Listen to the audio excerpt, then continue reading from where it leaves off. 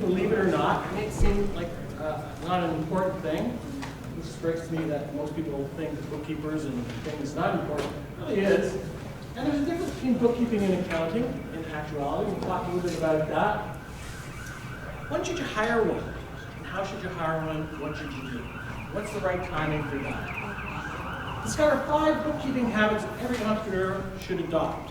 So 5 habits that you should start practicing now. If you're going to go and start your own business, maybe some of you are, or you're planning to, get into the habit of doing these things. I've also got a few little tax tips for those for you as well that I'll roll out in here. Bookkeeping is mistakes that put small business entrepreneurs at risk. So where are your risks? What risks are you facing in your when you're keeping your books? Key financial information you must track.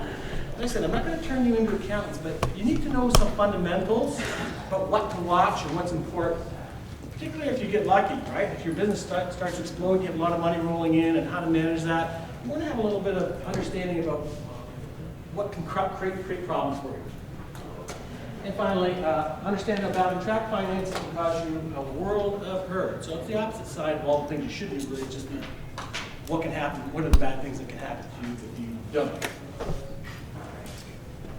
So it's all about the write-offs, and hopefully this is going to work. So write-offs. Has everyone heard the term write-off? We're going to write that off. We want to have our receipts so we can write it off. I want to talk a little bit about, the fact that you're here surprised me because most people don't like accounting, but there's a real link between accounting and strategy.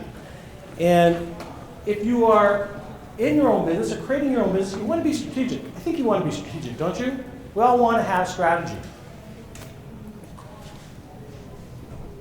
We need to agree on what strategy is before I have that discussion.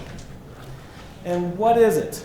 Most people think, or what do you, tell me, speak up. What is strategy? What is strategy? Anybody want to volunteer? Sure. A plan for the future where you want your business to go, 5 years or Somewhere where you want your business to go, yeah? Anything else? What else strategy? figuring out, Go ahead. figuring out when you need income. Always. You always need income. It's one thing you don't want to be without. Coming up with a plan to achieve your goals. Plans to achieve your goals. So grow my company, enter new markets, spend more on R&D, all that kind of good stuff.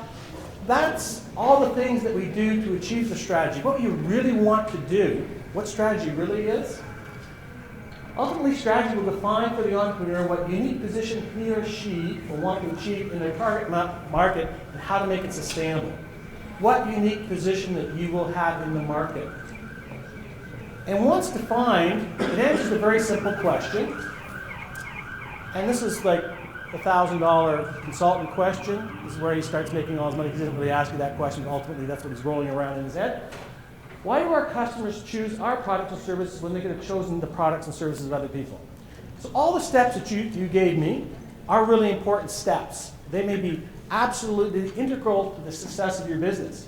But ultimately, when you make a purchase decision, you guys in the back row, when you make a purchase decision, is there something about that product that's driving you to make that decision? There's something special about it. Maybe it's the brand. Maybe you want to have that Nike check on your hat. Maybe you want to have the Apple iPhone because it's great to have. It's not the biggest selling phone, I don't think. It's big.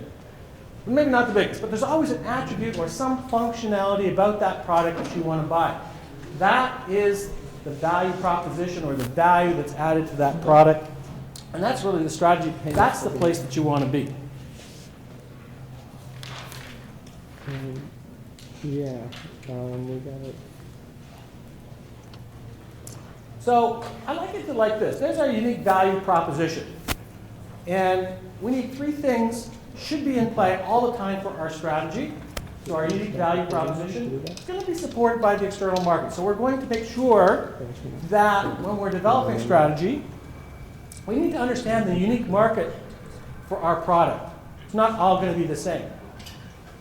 The gentleman was talking about he's got a product that a software product he's going to put out in the marketplace. He's got to really understand that market in order to penetrate that market. So this is very external looking. And then we're going to look at our internal capabilities. And that is really where your bookkeeping is linked. Take Walmart, for example.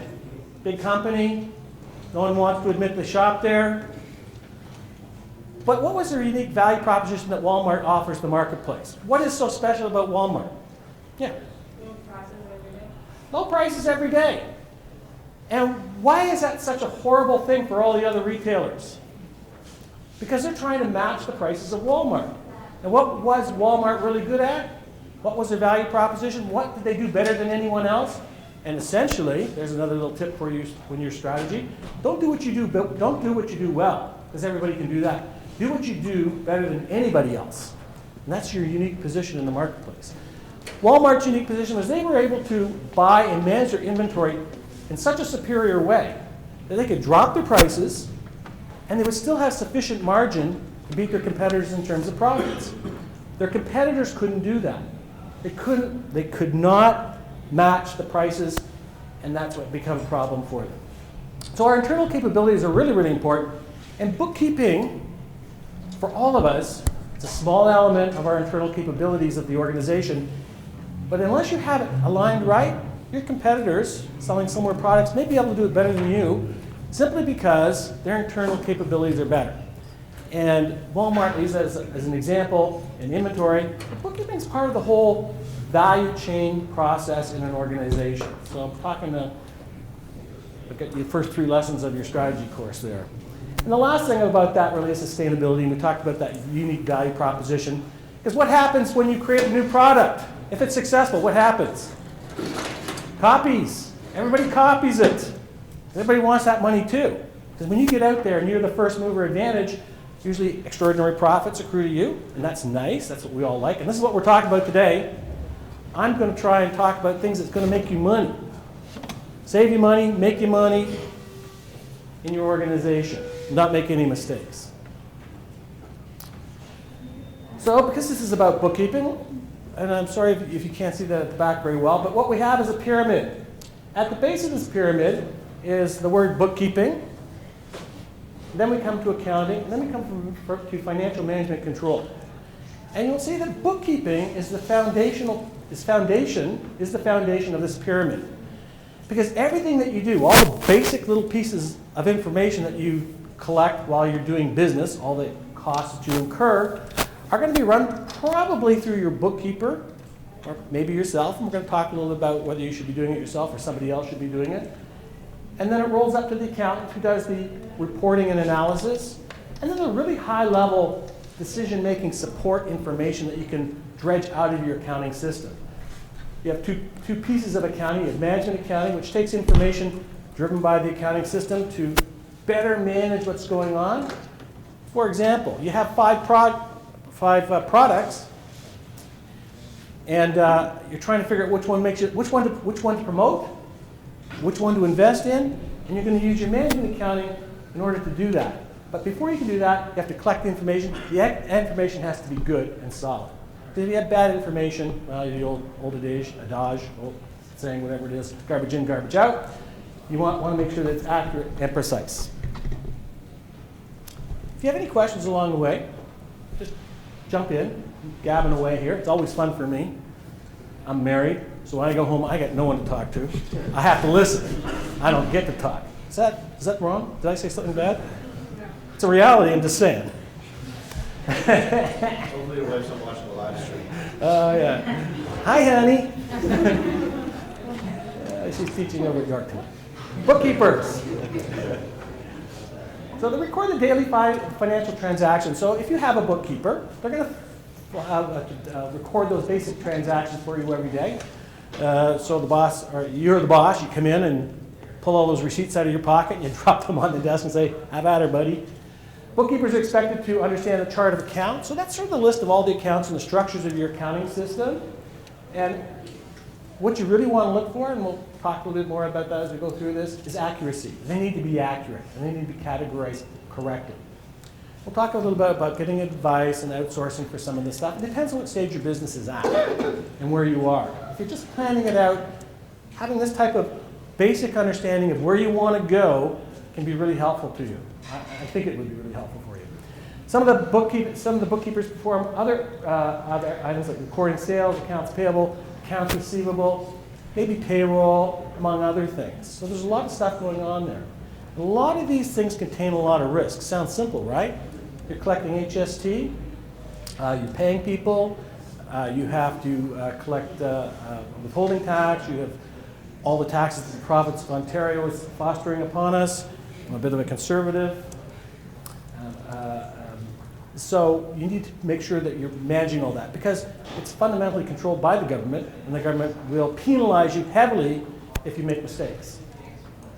Accountants. We're going to look after the financial statements typically. If you, at some level, could supervise the activities of bookkeeper.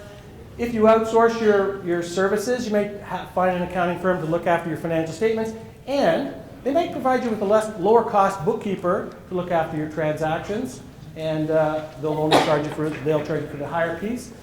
And don't be afraid to think about bookkeepers. You don't have to hire a bookkeeper full time. I think there's a whole session on outsourcing for this startup program. Outsourcing is a good opportunity to get really high-level information and support without blowing the bank. A bookkeeper, for example, I looked up the salary ranges for bookkeepers for $15 to $30. I think the median rate was around $20 an hour. You might only need them for a couple hours a week. So maybe looking, I don't know, $100 a month maybe for bookkeeping services outsourced. But they're all, so what are we talking, what's the so what there? So what? It's all about time because you're paying by the hour, and so you need to be efficient. And I'm going to tell you how to be efficient. In fact, bookkeepers are going the way of taxi drivers, right? Because of technology. They still can provide service, but technology is really disrupting the bookkeeping profession. The accountants will develop internal reports, and they may also do your taxes. Taxes are really important, right? Taxes can make how much money you pay to the government. Does anyone enjoy paying money to the government? Anybody? No? And do you ever, all of you have had a job, do you ever actually look at your pay stub and see what they take? You ever looked at it? It's not pretty. It's not pretty. They take a lot. And you want to minimize that. I mean, I don't do taxes I just do them for friends. The first thing my friends always say to me is, give me a big deduction so I can get lots of money back. Government's really strict. They've got it figured out. But, you know what? You guys are really lucky. If you do get into business, the tax rates are so much lower, right? I have a small business, TML Group, and I won't get into all the details, but the tax rates are much lower, much more favorable. I'm not advocating, never mind. It's all good. I'm just saying you're in a good position. This is where you want to be. It's not a bad idea to become to be in business for yourself. Bookkeeping and accounting can appear the same because they look the same. They both deal with numbers, but the difference is really around the range of duties and responsibilities. These slides she's going to make them available, and I can make them available if anybody wants them. Accountants are qualified to handle the entire accounting process. And remember, accountants typically, if you get one that's certified, like a CPA, as myself, hot stuff, we're sort of at a level where to become a CPA, it's not easy. And so you can understand there's a certain level of standard. It's a managed profession, right? So you have to qualify and all the rest of that. There's legal things with it. Like becoming a nurse, you just can't do it without a license. It's a licensed profession. That's what I'm really trying to say. Bookkeepers record and classify financial transactions, laying the groundwork for accountants to analyze the financial data. It's not that they can't do this stuff. A lot of you, most of you that are here that are thinking of starting your own business, you wouldn't be here if you didn't have probably a double AAA personality to begin with, right? So you're going to try and do a lot of this stuff on your own no matter what. Just the way you're wired. So when should you hire a bookkeeper or an accountant? And what should you do? You're going to ask yourself, first of all, do I have the expertise? Do you? Do you want to have the expertise? Have you ever tried doing accounting? Has anyone taken an accounting course here? Was it pleasant? No. Yes. Some people take it to like a duck to water. Some people are just like, accounting, I love it. my engineering friends, I was talking to someone over there, and I said, well, I have engineering students in my class. They're rule followers, so they're good. The rest of us, lonely people, not so much. And second of all, what's your time worth? What is your time worth? Money. Yeah, it is worth money. Is it worth more than the bookkeeper at 15 bucks an hour or 20 bucks an hour? One of my clients, she goes, oh, you know, I'm so busy. In my client's office 3 days a week. And then I've got all this paperwork to do on Mondays and Mondays and Fridays. Never Friday afternoon, I'm sure. And I said, well, you know, what are you doing for your client? She said, well, I'm in there and I'm interviewing. She's an HR firm. She says, I'm interviewing and I'm doing this, I'm doing that. Well, I said, why don't you hire someone to do that for you? So you supervise them, send them in, pay them 15 bucks an hour, charge the client 30 bucks an hour, and while you're at home prospecting, doing the things that you really enjoy doing, because she loves selling, oddly enough. Who likes selling? She did. And she just sort of scratched her head and said, oh, yeah, maybe that's what I should do. And that's what she did. And it's worked out really well for her. So now she has a couple of people that work for her on an on-call basis. There's lots of people who like to work part-time, so they go in and they may do interviewing or other things for the clients. She pays them 15 or whatever she pays, and the client's paying her double that. So while her people are out, reminds me of another. Walking on the beach in Florida one day, I saw one of my clients sitting on the beach, and I, oh, how are you, blah, blah, blah, blah.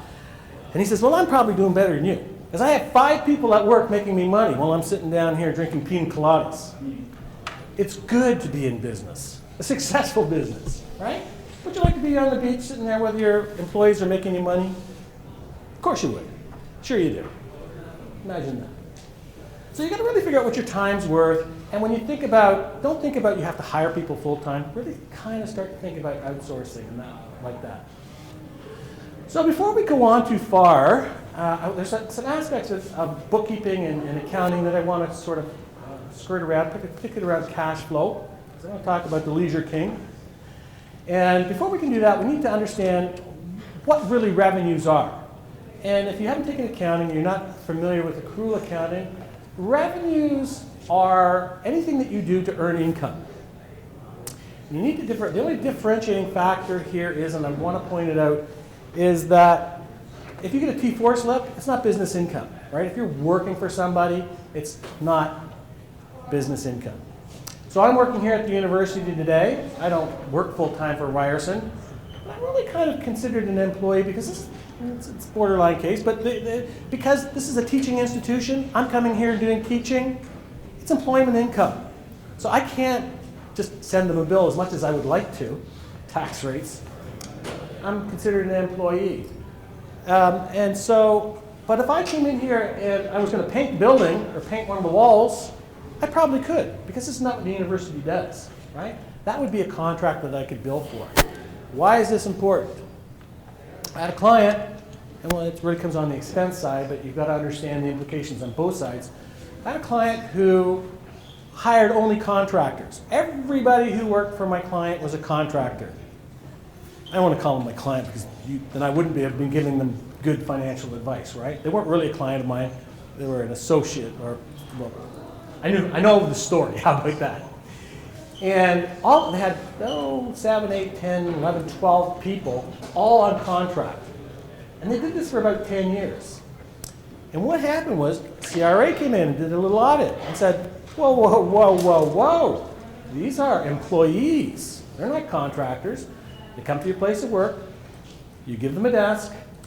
You define what work they're going to do. You define their hours of work. And those are the tests for employment versus contract income. So guess what? It was between $30,000 and $40,000 in penalties they had to pay. And they pay all the taxes that they didn't deduct. Fortunately, these were small amounts, lowly paid people. They had to pay all the taxes, all the withholding taxes, all of the payroll taxes that they missed. The portion they should have deducted off the employees was about $30,000 to $40,000. That's not efficient. That's not a way to run a business. So before you agree to pay someone in your business as a contractor, because everybody wants to be a contractor because it's better, tax rates are better, so if you can bill, it's good. just watch and make sure that you understand the 3 tests that you have to do. And if you don't remember them exactly what they are, they're easy to find. They're on the internet. 3 test employee-employer relationship. And work around it. I mean, there's a lot of judgment that you can exercise in your own business, and you just need to be, I'm not advocating cheating government or anything like that. You just need to be smart. And one of the points that I'll make here is the risk profile for the people that you, accountants and people that you hire with you. So we have our revenue, anything that you bill out to earn income. On the expense side, it's anything that you do, any cost that you incur in earning that income. But it needs to be categorized in 2 ways. And we're just going to touch on this a little bit. So current operating expenses. You buy something, use it up, it's current. Gasoline, coffee for the office, whatever it is that you're doing, it's current. But you also buy things of enduring value, things that last you longer year. It's called a capital asset. You can also write those off, but there are rules about how you write them off. And what complicates those rules about writing them off, for accounting purposes, it's based on accounting rules, which says the estimated useful life of that item is how fast you write it off on your accounting for accounting purposes. But the government says, hey, wait a minute. Accountants may use some judgment in determining how long it's going to last and how much that depreciation is going to be. And the government wants to pound the flesh. So the government has something called capital cost allowance. So when you buy something of enduring value, there's a tax act, it's all there for you if you want to look it up. You can call me. They define how much you can expend. So typically it's half the first year, and then whatever it falls into asset classes, it's called capital cost allowance, and they define how much you can write off every year. Okay? And that can be good and bad. The government, for example, wants to encourage investment in machinery and equipment. Sometimes what they do is they increase the amount of CCA that you're allowed to take, and of course that lowers your taxable income. And what's confusing for you or your accountants, and probably why you want to have an accountant or some good help with that, is because there's a difference between accounting income and taxable income because of these types of things that are happening in your books, okay? So just be aware of it. You don't have to be an expert in it. Just need to be aware that capital cost allowance is a little different than accounting, so called depreciation in accounting or depreciation and amortization. Those rates can be different than the capital cost allowance provided for tax purposes. All right, so you have those 2 things. They all get written off. It's just the rate of write-off differs. And if it's a capital item, the government says you have to record it as a capital item and put it into a certain category. So profit really is simply the difference between your revenues and expenses. Who doesn't know that? Everyone knows that, right? You have revenue coming in, expenses going out. And if your revenues exceed your expenses, you're a happy guy, happy person. And of course, when expenses exceed revenues, you have a loss. Not happy. One last thing about revenues and expenses that you need to understand, because we're going to talk about cash and accrual accounting. I'm just going to touch on it. We're not going to make your head will explode if I go too far. Accrual accounting simply means, and it applies to, under the Tax Act and for accounting purposes, they're both the same.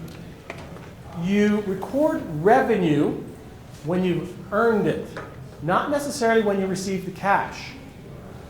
We'll talk about accounts receivable. So you can sell something and you don't get paid today. You're required to record it as income if you provided the service or delivered the goods. Those are the 2 things. If you provide the service, delivered the goods, you're required to record it as income, even if you didn't get any cash yet, haven't got the money. So why is that important? Because we're going to talk about cash flow in a little bit. And I want you to understand that for accounting purposes, your revenues don't always represent cash coming in. And it depends on the business you're in. Sometimes they can be perfectly synced, and sometimes they're not. But you need to be aware of it. All right, so revenues. Same thing with expenses. Even though you haven't paid for it, you can record it as an expense as long as you've incurred it. You've incurred that cost in the course of doing business. All right, so even though you haven't paid it, that's why we have accounts payable. They sit on the balance sheet. We're not going to talk about that too much tonight. And just suffice it to say that accrual accounting means that we have receivables and with respect to revenues and expenses can occur in accounts payable as results if we haven't paid for them yet. But for tax purposes, whether we receive the cash or not, we're responsible for paying taxes on that money. Probably most of you wouldn't have that issue, but you never know. Just be aware of it. A little bit of tax tip for you. New people starting business. I thought this is an interesting thing. It's a good thing. So if you don't have an office, you don't have an official office where you run your business, I don't know, all the big guys all started in their garages, didn't they? Steve Jobs, didn't they have a garage where they did all their work? You can actually deduct the expenses related to the portion of that space you use in your house as an expense. Isn't that great? And so what you need to do is you add up your heating costs, your highway insurance, property taxes, and so on. When we talked about CCA here, you might not want to get into that right away. Yeah? Yes. Yeah, the question was, is it okay with the government if I'm renting the place to myself? And the answer is yes, it is. It is absolutely okay. As long as you don't have another office, as long as you're not renting an office elsewhere. But if it's in your home, and the way the calculation works, roughly, go into all the gory details, then it's not too difficult. Actually, you can look it up, it's really easy to do. I have just videos.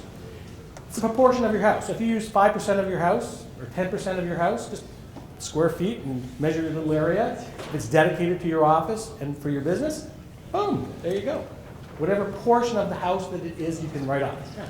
You need to find principal place of business. So let's say you're working from home the majority of the time, let's say 3 days a week, 4 days a week, but then you rent out an office space, or you, whether it's for meetings or whether it's, to go do whatever the business needs you at that other office that you maybe are renting.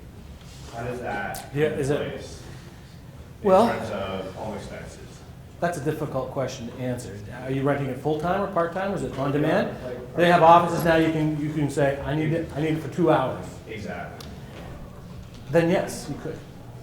Right? That would be a different expense altogether. That wouldn't be your business habitation expense kind of thing, right? Office expense. It would be something else. Okay. I was wondering if that applies to storage spaces as well. Part of my business requires that I have like a lot of buildings where you have stuff. Yeah. Yes. Yes. Okay. Yeah, absolutely. Yeah, you can. Do you have another office? I do have an office, yeah. Principal office where you do all your work? Yeah. Even if are you using your balcony? My balcony, well, basically my apartments. You need to sort of do a little research. I think, I probably would. I'd give it a shot. You need to figure that out. You need to really think that one through. Because it was very clear that it said you cannot claim business use of home expenses since your home would not be your principal place of business. Those are the words. All right? But you may be able to allocate some small portion. It may be reasonable. The government's not unreasonable, right? Was there another question? So mine's a slightly more general question, but still to do with this. So how would you write that off on your business? Say if you are paying for your home out of your personal accounts, and you're paying it in full, you're not paying portions. How would you say that this part is actually my business paying for that? Yeah, tricky, yeah? So you need an accountant. It can be done. It can be done. I wasn't say it too loud. CRA is probably sitting out there right now. Waiting for me. I'll be handcuffed on my way out. Yeah, you can. And, this is not what this, we're not going to get into all those details of that. It's not a tax session or anything like that. Suffice it to say, what you need to know is this is an opportunity for every single one of you that want to start your own business or in your own business. And if you have revenues, you'll be able to write these off. You can use your own home. Yeah. Sorry. Sure, yeah. No extra charge. I'm working, right? So can I put myself, pay myself a salary and then put it as an expense for the business? Maybe. We'd have to think about that. Exactly how that would work. Is it a corporation that you have? Is it your personal business? I still didn't start it. Okay. If you have a personal business that you start yourself, it depends on how it's organized. If you're a corporation, the rules are something different. If you're just an individual business on your own, any money that you earn in that business is taxable. Any costs that you incur in generating that business, that exact question we'd have to take a look at. Whether you can charge yourself out against your business, probably worth it taking a look at. I don't know the exact answer to that, though. I won't be honest with you. I don't want to say that I know when I don't know. I would just look it up myself. There's a lot of different ways. I think incorporation, it's not that difficult.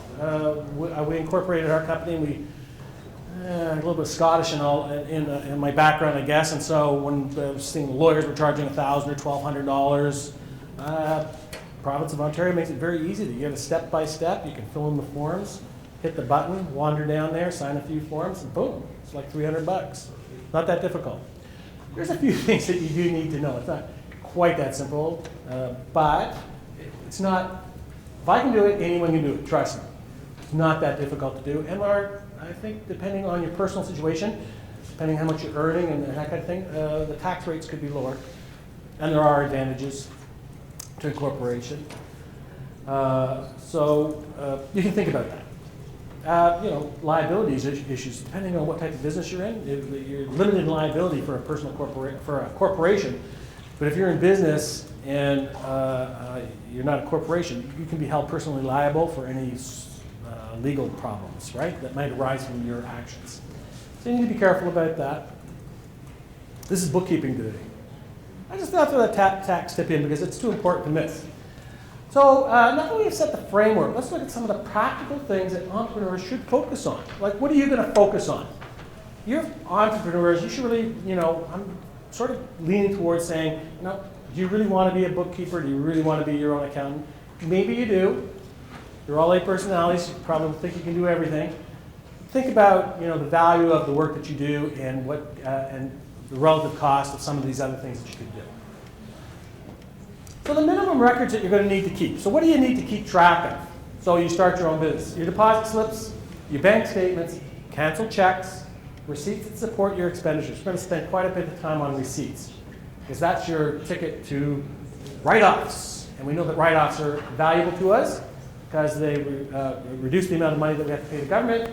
And any electronic records that support online transactions. So we know nowadays that we do a lot of online transacting, and you get receipts online. You're going to need to keep those as well. So here we go. This is important. I would say these are some really valuable tips that you should adopt and practice right away. A little subtext in all of these to help you out. So habit number 1, keep your expense receipts. Savvy entrepreneurs simply know to keep receipts because if they don't, optimizing their tax returns could be in jeopardy. And I'll talk about a few examples of that. Losing these write-offs, if you will cost you money. Will cost you money. Best practice. Receipts are audit protection. Take them seriously. Take them very seriously. Everybody says, I got all the boxes of receipts and stuff. Here's a picture of those receipts in that box, and they're all over the place. You really want to take this seriously. I'm not going to look back at my records. There was yes? Do you have to keep the actual receipt or just digital copies suffice? You just hang on to that question for couple of minutes. We're going to talk about that. We're going to talk about that in a couple of minutes. The point I wanted to make is, the story I really wanted to tell is, I read it in the paper. This guy kept all of his receipts, and he didn't keep them properly. And the government came in and said, well, we're not convinced that you were really doing business when that happened. I'll talk about what you need to do to ensure that you don't get into that situation. So he had what he thought were legitimate receipts. The government said, yeah, it doesn't look like business to me. It looks like monkey business. We're not accepting them. And he went to court and lost. And ended up losing all those deductions. So just be careful with these receipts. They're really important. Take them seriously. So 4 tips for handling your receipts. These are really simple things that you can do. And just get in the habit. Get in the habit. Establish a simple routine for dealing with receipts as soon as they come into your hands. So you're going to do this as a matter of course. When you get the receipt, look at it and fill in any missing or faded information. How often you've got a receipt, you can't read it.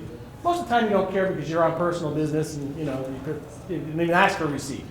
From now on, if you're in business and it's a business, anything to do with business, you're going to ask for a receipt and you're going to get it. You're going to make sure you can read it. And then you're going to write on that receipt. We'll talk a little bit more about what you write on them, but you're going to put any pertinent information that you need to include on that receipt if you can do it on the spot. Fold the receipt so you can get the printed side up. I actually brought one of my own. I was going to use props. So just like this, I got my receipt and I folded it, and I haven't written anything on here yet, but I could write something on there that this was for gasoline for my car, because I'm going to keep track of, we're going to talk about another tax tip, using your personal car.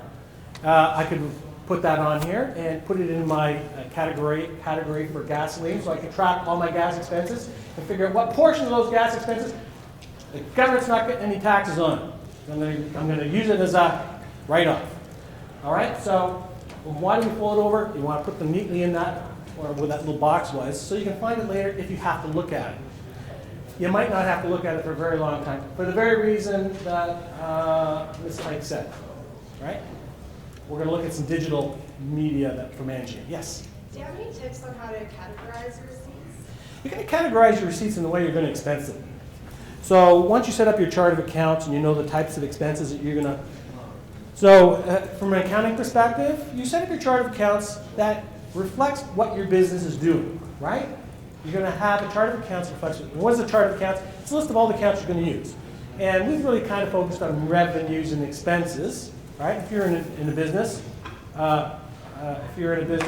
developing software, you're not going to have any mining revenue. So you're not going to have an account called mining revenue. You're going to have software sales revenue. So the chart of accounts really reflects the types of revenues and expenses you expect to incur in your business, and you're going to record them that way. Remember, this is your information.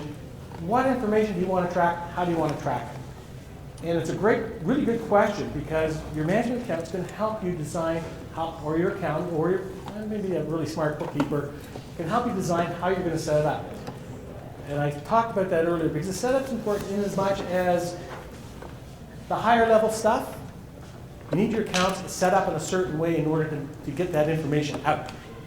You're going to want to track the cost of goods sold, cost of services sold as a very specific item. It may well be that some expenses you don't care to see, throw in something called miscellaneous, right? But if you're going to track your car, your house expenses, your vehicle expenses, you want to put them in a spot where you can find them all together, because that means less work for you later, right? I just look where they are. Add it up. It's all already added up because you've been recording them in that spot all the time, right? It's a matter of being organized with it.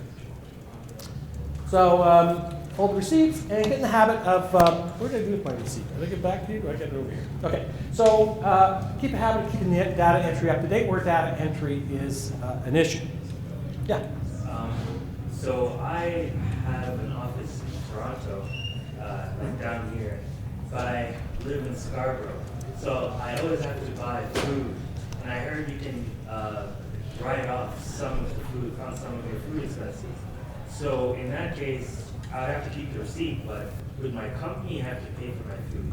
And then I would pay them, or... I want to get a hold of your account. He's not risk adverse. How would you justify paying for food? Let me ask you the question. How would you justify to CRA that you have legitimate, this is not food for personal use, you need food to generate revenue. Aside from the fuel, you need to fuel your body to make that happen. Right. How would you rationalize that?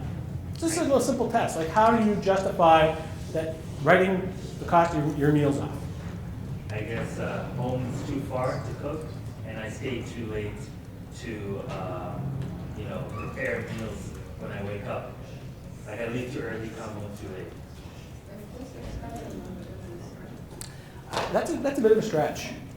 So we're going to talk a little about risk adversity of your accountant.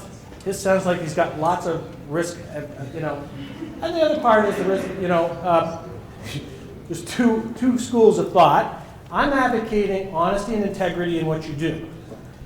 It could be that you could take the case, if I get caught, it's maybe worth my risk. Yes. If you're on business that day or you're working for business that day, is there a certain allowable in terms of food that you're allowed that you don't have to keep a receipt for? Companies have those policies. Like kind of like a per diem, like in terms of the CRA, like up to $20. Not that I'm aware. Per day of, Not that I'm aware of. If, for example, you were taking someone out for dinner, or you had clients come to the office, all of that would be deductible. Clients to the office to wine and dine them, oh yeah, absolutely. But your company has to pay, right? You have to pay for it. Yeah, but I'm saying. You need a receipt. You personally can't you pay for the meal and say, no, it was for business, it was my company's. Well, one of the things that we're going to come to here is you're going to keep your personal business and your business totally separate. And for accounting purposes, there's rules. That's one of the rules. Economic entity principle of accounting is you can't mix your business with your personal stuff. And you can tell Mrs. Love that because she has done that. And it's a nightmare for me to fix. I don't like that. Keep things simple. Yeah. So if you have a fake receipt that you have filled in information on, is the CRA going to accept that? No, probably. It all depends. They're not ogres, but if they have a sense that maybe you're doing something wrong, or you know, it's just one little receipt and an ocean of receipts. First of all, they have to find it, right? And if they found a bunch of stuff and that's just one more thing, probably wouldn't accept it. But they can be audited for up to 7 years. Yes, you got to keep them for 6. These receipts, They do. I have an answer for that. Just wait on. I want this. We're going to soldier through this. So 7 practices shrewd entrepreneurs, wise old ones, use for managing their receipts. Keep all your receipts, even small ones. So you're on the right track, my friend. You want to make sure you keep all the receipts. So you drive to a client, you get a parking for an hour. It's only $1.25 or maybe $2. Keep that receipt. It's legit. Right on it. A business meeting, such and such a date, blah blah blah. My Scottish grandfather. Watch nickels and dimes, the dollars will look after themselves. That's what he used to say. So even the small receipts, be surprised how many people don't do that. Cavalier about it. Don't do that.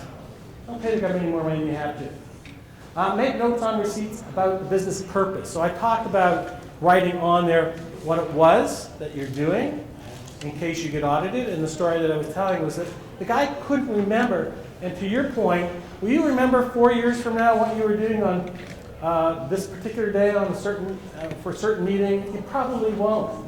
You're going to write it down on those receipts so you know. Even at the Ryerson University, even though it's a not-for-profit, it's an internal control mechanism actually. If you travel for this university, you write down, or you go out for a meal, you write down who went and what the purpose of the meeting was, what was discussed. That's an internal control, but that's the type of detail that you're going to need for CRA. And I'll jump ahead to say, keep a journal.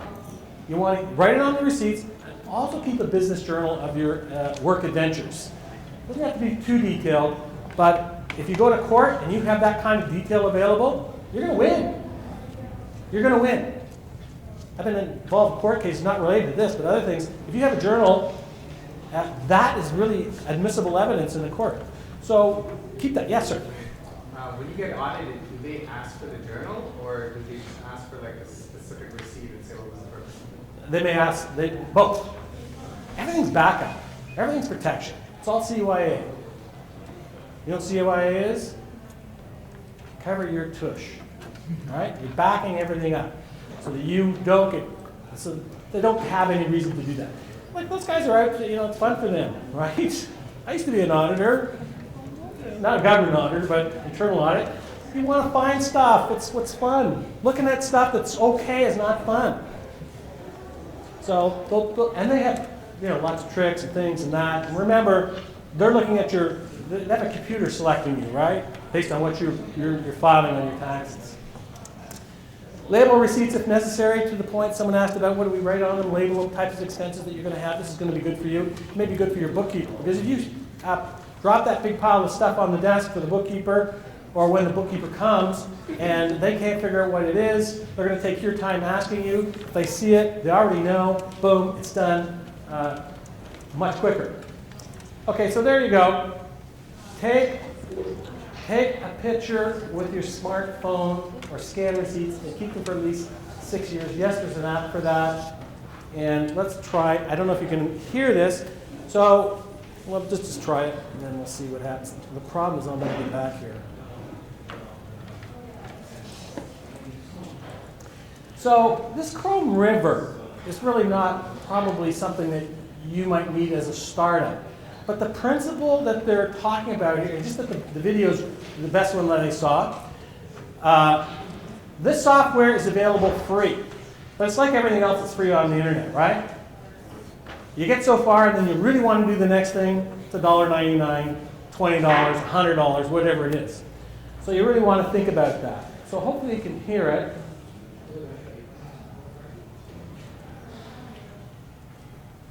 So one of the guys just got back from a business trip. Let's call him Craig. Obviously, Craig had some expenses like food, travel, and entertainment. And naturally, he can't wait to be reimbursed.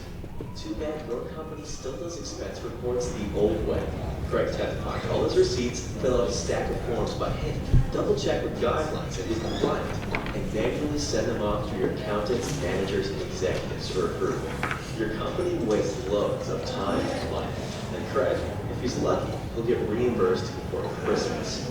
Introducing Chrome River Expense, the powerful expense reporting tool that effortlessly integrates with your existing financial systems. Forget those messy paper trails. Now your employees can upload photos of their receipts as they go and import credit card transactions and travel info automatically.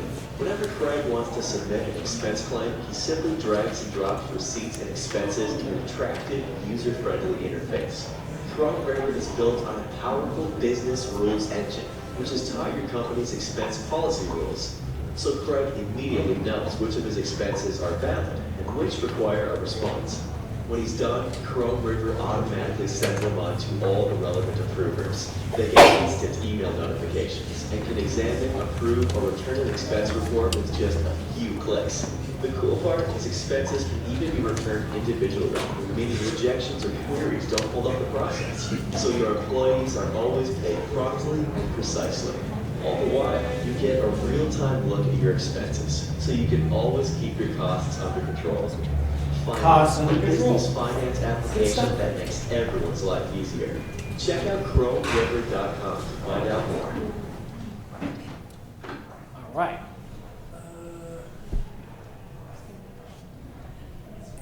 Where was that thing? That one? So, there is an app for that, and a lot of them are free. Did you see how simple that was? And think about the implication for your organization, or when you start your organization, how easy is that? So, you got in the habit, you made the notes on it, you took a picture, you dragged and dropped it to the right category.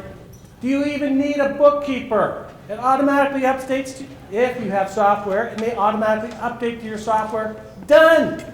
That's what I'm saying. It's the Uber of the taxi thing for the bookkeepers, right? Putting them out of work, it's done. You know exactly what your expenses are doing. Yeah, so you're working for a small organization, you're a startup, you've got 4 or 5 partners. What are the other partners up to? Right? You have instant information, what they're spending and how they're spending it. Good fences make good neighbors. Right? You don't want any unhappy surprises. That kind of a system is really good. So, yeah, there's an app for that. And as we get through this, you're going to see that technology is really going to make it simple for you to do many of these things that you want to do. I mean, how easy is that? Drag and drop. Fuel expense. Take a picture, drag and drop it. But what I will tell you to do is you still need to file those away. I don't know if I can't remember if it's coming up or not, but keep those receipts. CRA can ask for them, and they're very vague on what's acceptable and not acceptable in terms of digital. They're concerned that if they don't have the right digital stuff, they can be too easily modified, right? So you can categorize stuff, it's easy to access, and if CRA did come up, you do have it available to pull up and that shoebox somewhere, just nice and safe, tucked away. And because you folded it the way I said, put it in alphabetical order or date order, 1 box per year, you're golden if you need to find it. And then think about it. You've got to go back and find this thing. It's all about time and money. All those things cost money, right? It's the small stuff. It was a great show. I mean, I'm going off topic here a little bit, but it was Costco. And they had the peanuts in these little round jars. And what they figured out was if they made the jars square, they would actually save a few inches per case. And they could actually ship more.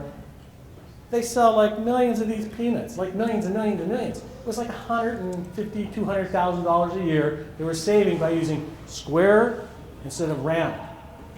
That adds up. So even for small organizations, all of these things, is my Scottish guy coming through here too much? So don't rely on credit card statements and canceled checks. I actually have someone who's helping. Her bookkeeper disappeared. We'll talk about that. You want to make sure you have some reliable people around. Apparently her bookkeeper just disappeared. All her receipts are gone. And the only way we can do her, she didn't do her taxes for 5 or 6 years, and she's being hounded. And long story short, we have to try and rebuild it from her statements. If she gets audited, I don't know what to do. I don't know. Because she doesn't have any really legitimate receipts. So don't rely on credit card statements and canceled checks. They don't mean enough. Keep that journal. Make those notes as you go. Stay away from cash. I mean, you get a receipt when you use cash, but the audit trail is not as strong, and if they are suspicious because you're using cash for stuff, you may think you're on your way. Keep a daily business journal. So that business journal is going to link to this tax tip that I'm going to talk to you about. Keep a journal. Support your receipts in the event of a dispute with CRA. So you're in Hawaii for a week, right? Drinking pina coladas, stuff like that. You want to be able to demonstrate that you were prospecting clients, that you attended seminars, things related to your business, and the journal will help with that. So, are you going to use are you using your personal automobile for your business? Running around back and forth, picking up stuff to put on the balcony there. I don't know where you're running your stuff around. But anyway, you want to use that. And if you want to be legit, what do you got to do? You got to keep detailed records regarding the vehicle's business and personal use. So how do you do that? Literally, you got to write down, at the beginning of the year, January 1, write down the mileage on the car. And then you've got to record every single trip that you took, how long it was, how far it was. It's not that difficult. If you mess up, you can always go to Google Maps and get the mileage and write it down, right? It's pretty legit. But the trip, purpose of the business, I have a little laundry list of things that I could read to you here. I won't. Just keep them all in there. And note your commute from home to work. It's not deductible. So if you said I drove to work from home, that's not a legitimate expense. Ultimately, what you're going to do is you're going to say, I drove 100,000 kilometers this year. Out of that, I can indicate that 50,000 of those kilometers were business use of the car. I've got documented. I have my journal. I've kept all my receipts for my gas. I've kept all my receipts for my insurance. I've kept all my receipts for the loan that I took out on that car. Interest is deductible. If it's a lease payments could be deductible. 50%. So you've got to add up all those expenses. You charge 50% off. Yeah. The same is true for transit pass kind of thing? Yeah. You have to keep track of that. How many times? Because they're going to say that it's a small amount. Maybe more. Everything counts. So you need to keep track of what portion of the use of that thing was for business. You need a journal, because that's what they'll ask. They may ask. I don't know if they will. I mean, small potatoes type of thing, but yeah. What about parking? Yes, parking. Everything. Everything. All the operating costs of the vehicle. Insurance, registration, license. Car wash. Within a reasonable amount, right? Within a reasonable amount. And what kind of car do you have? You cannot be expected to drive a dirty Subaru. right? Nobody would expect that. So you have to get it washed every once in a while. So about the note at the bottom, if your home is your office and you travel to a client and you tip him, can you count that? No, that's fine, yeah. From your home to the client, it's great. From your home to your other office, not so much, right? Just like we can't charge if you're going to work and never allow you to deduct it, yeah? How early can you start writing things off? Like, for example, if you're driving around picking up equipment, but you're not set to start your business for a couple of months, Well, you're not going to, yeah, you can start track. As long as you have revenue to write it off against, right? You have to have income to write it off against, ultimately. Yes?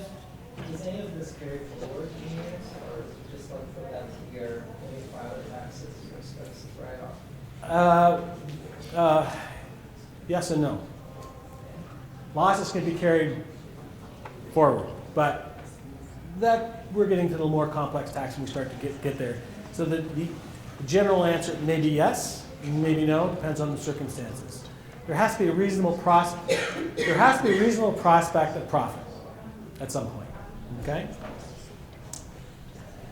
But if I'm just starting a new business, I might not have income, but I might have expenses. So what do I do? Good question. I'm not sure. I don't think you can write them off until you have some income, but you could track them and you might be able to carry them forward. And that was the same question that he asked back there. I think it was essentially the same question. So you may be able to carry them forward. We'd have to take a little look at that. That's not my normal. This was just a simple tax tip. Yes, sir? Whether it be like gasoline or business dinner, do you have to make the initial purchase with a company card, or you can use your own credit card? My advice to you is to, wherever you can, keep your things separate. Use your business card.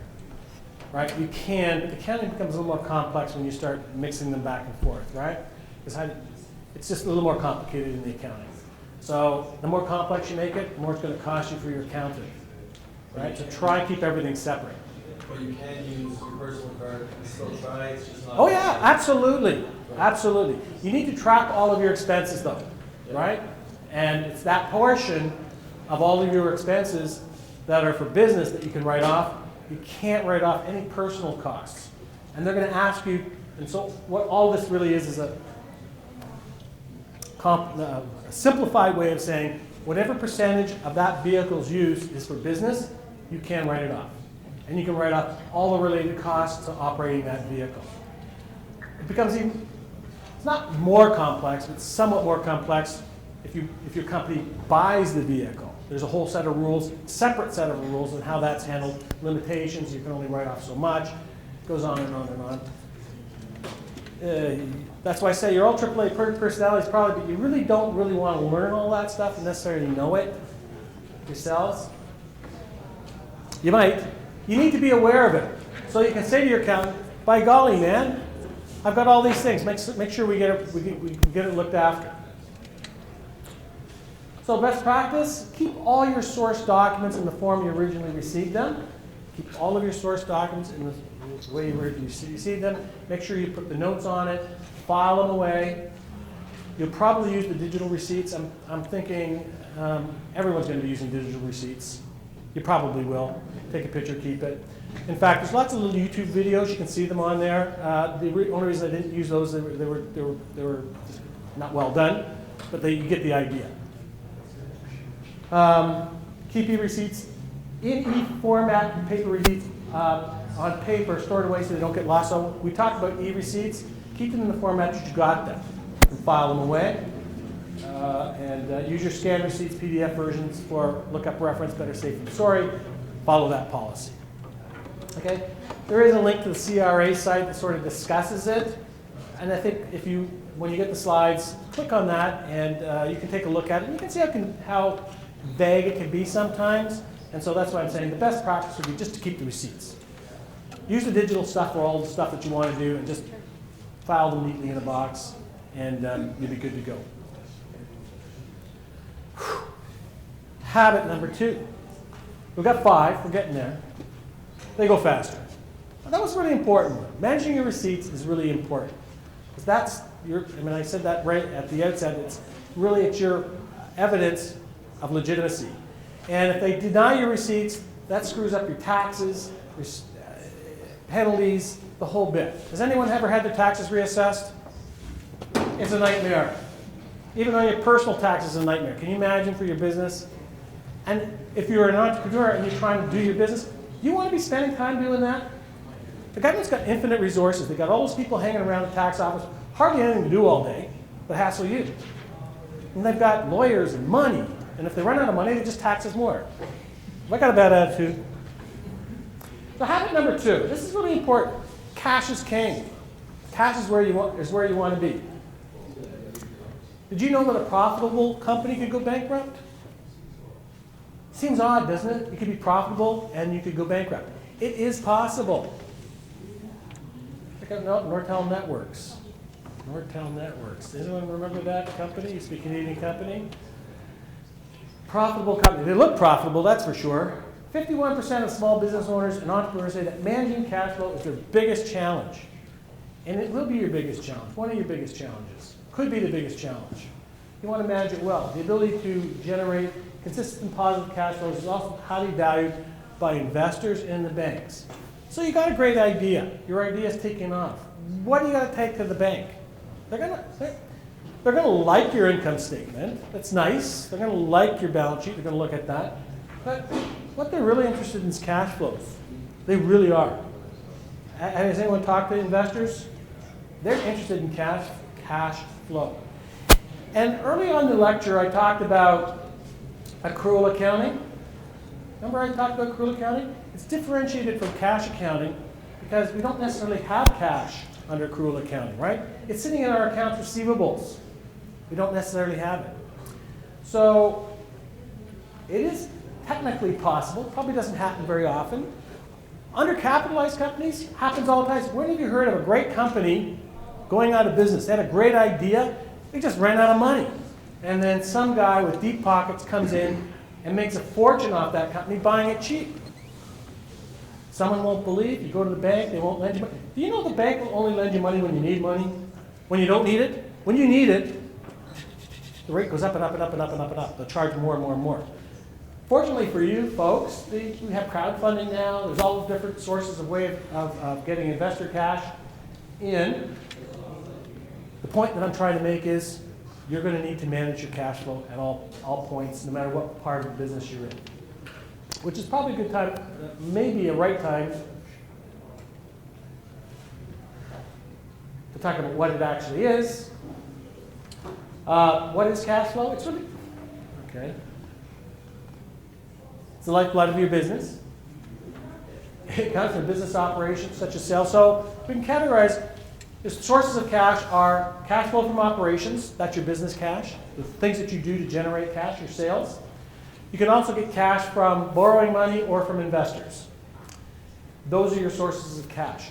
In the long run, your only sustainable source of cash is from operations.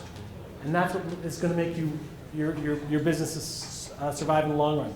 In your personal life, if you have a job, if you spend more than you make, you have a negative cash flow. If you don't spend more than you make, you have a positive cash flow. It's just that simple. It sounds complicated. Most financial statements have a cash flow statement attached to them, but that's a statement. If I was lost in the desert island, Led Zeppelin album, and a cash flow statement, that's the only two things I would need. I want to make the point about the Leisure King. So a friend of mine who we went to school with in high school, he went one direction. He became an entrepreneur. And you can see where that's going because he's the Leisure King. And me, here, on a Wednesday night. When we were growing up, I said, well, you know, when I was taking my accounting course, I said, well, what about your income statement and blah, blah, blah, blah. He says, John, I don't care about my income statement. The only thing I care about is my cash flow. Because I need to know that I can pay my employees. I need to know that I can pay my people that I owe money to, or they won't do business with me. And if I don't pay my employees, they won't show up for work the next day. It's all aggravation. So I don't really care about that. I just manage my cash flow.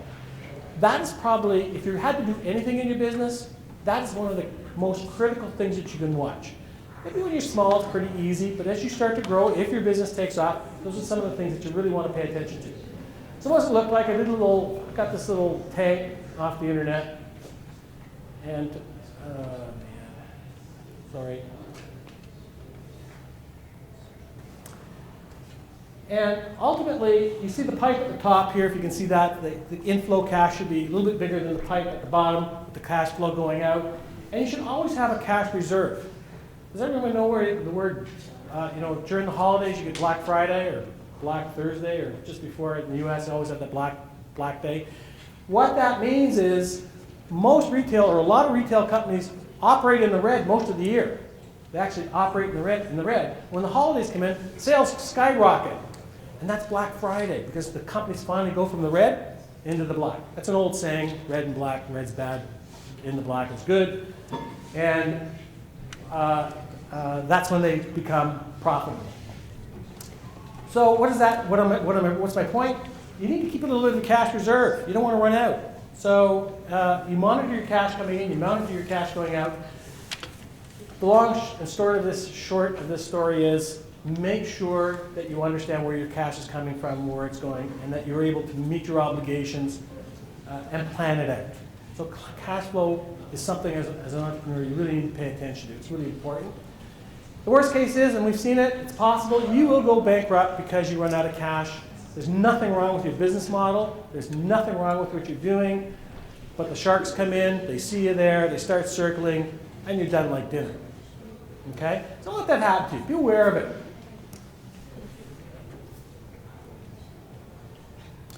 So, what are 10 things that you can do, very easy things that you can do to manage your cash flow? Know the difference between profit and cash flow. It's really important. Invoice quickly. So, don't wait to send your invoices out. Don't be sloppy with your bookkeeping. You're really good with your receipts. Get those invoices out fast. Take advantage of credit terms when paying others. So some people that you're working with may say, you can pay me in 30 days. So you buy it today, you get 30 days payment.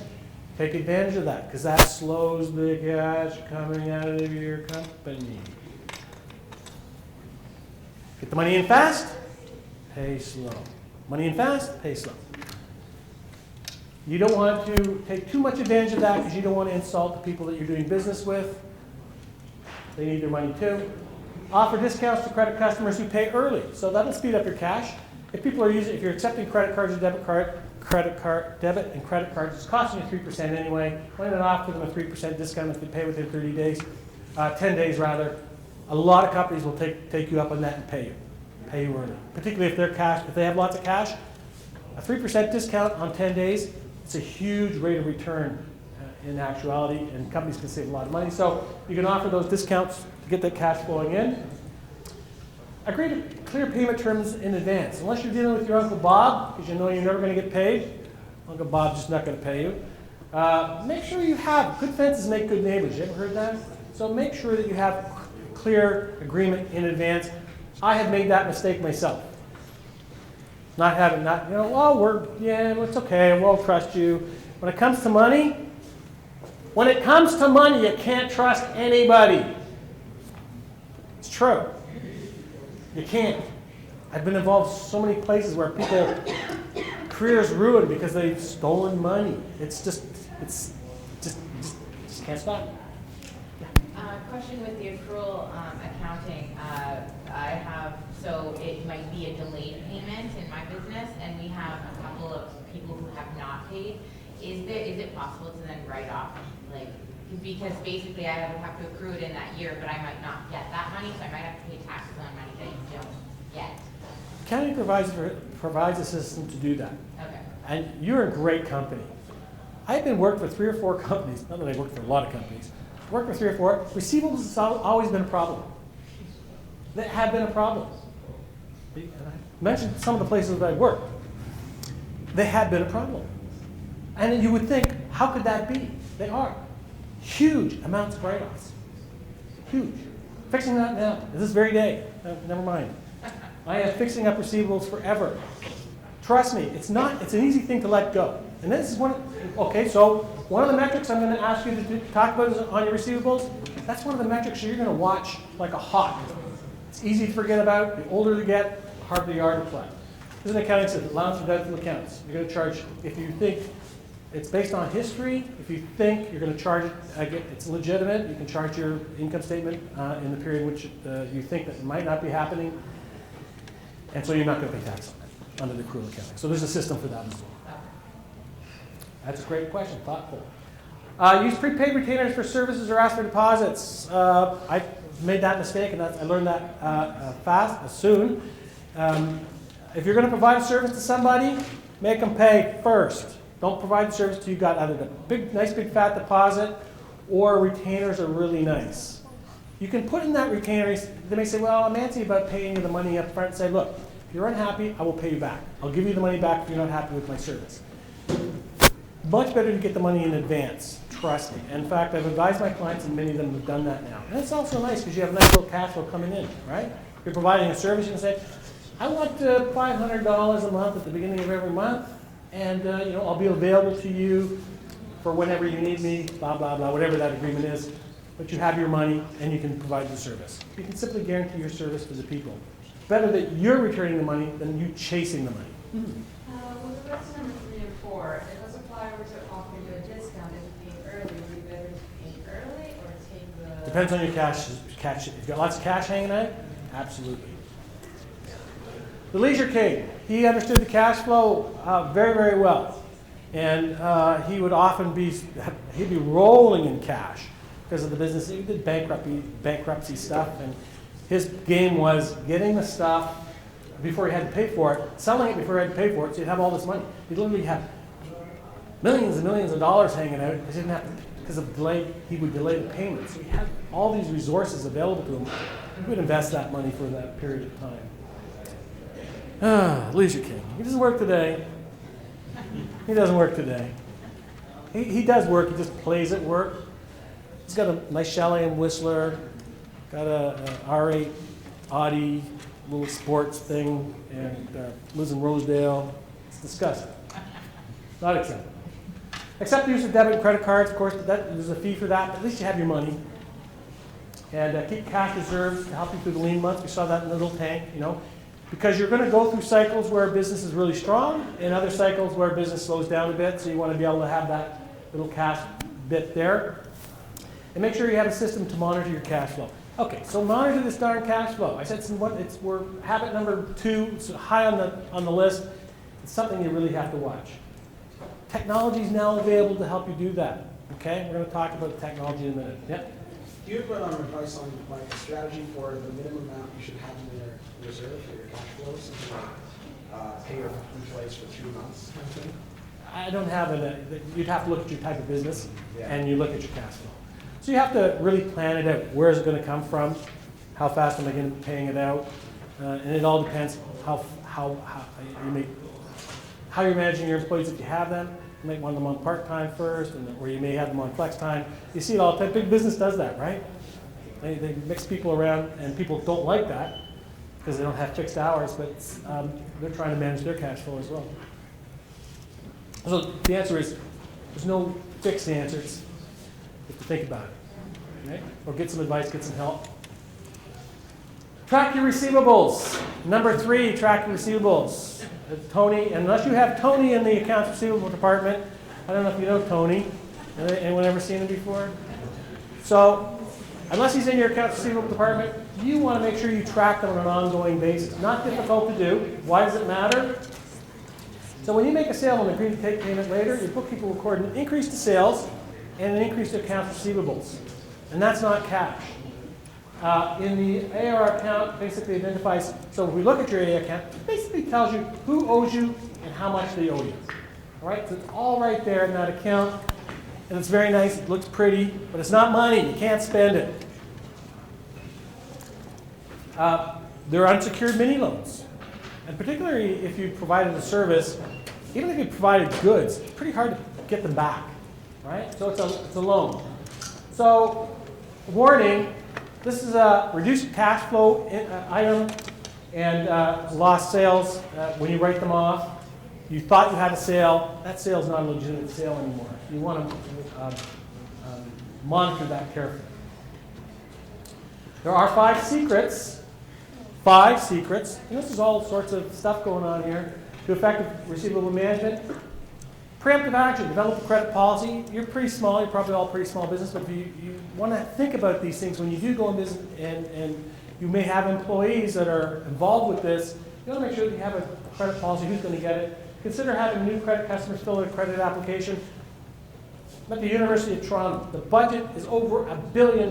We had to do some business with Wells Fargo. They made me fill out a credit application. Wells Fargo, it's an American.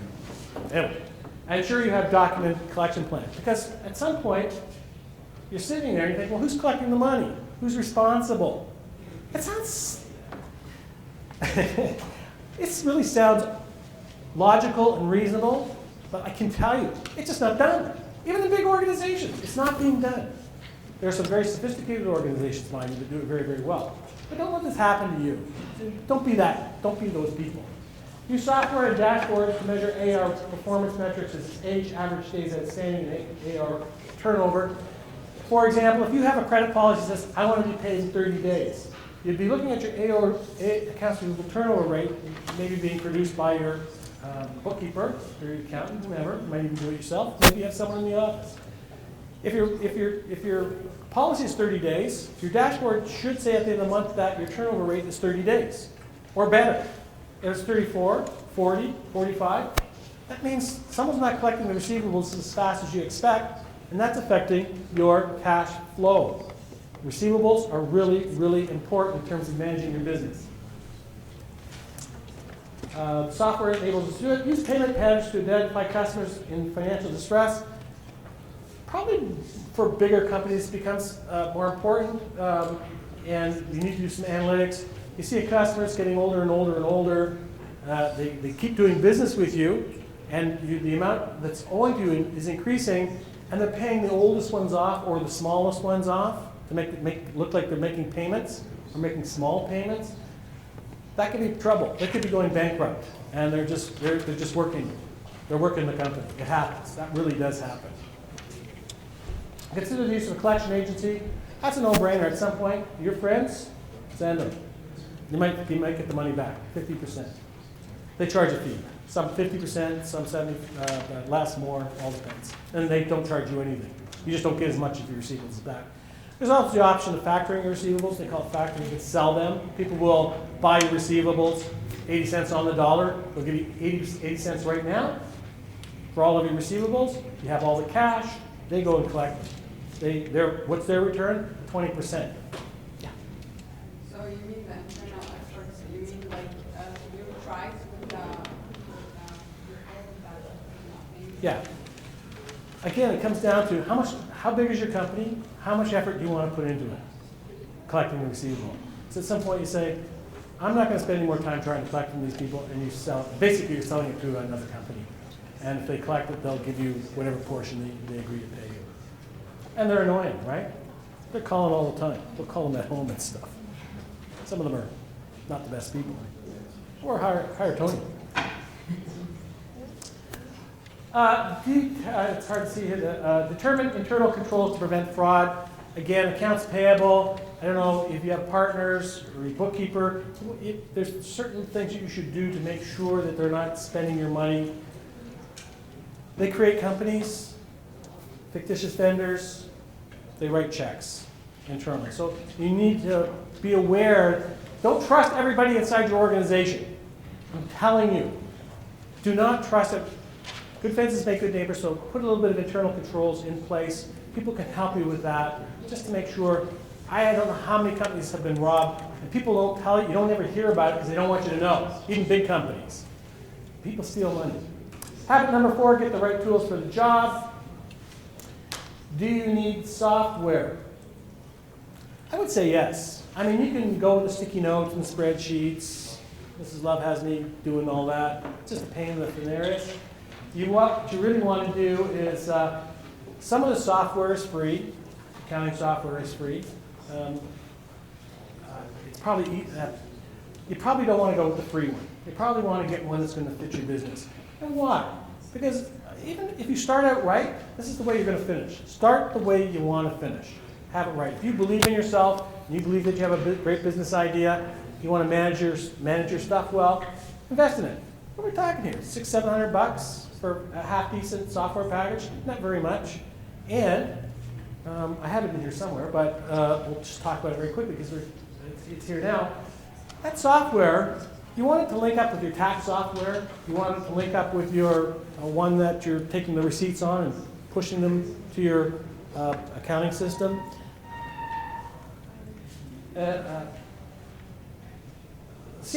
So we'll talk about that right now. So shrewd entrepreneurs use these different things. Consider your skills and capability in the decision and implementation process.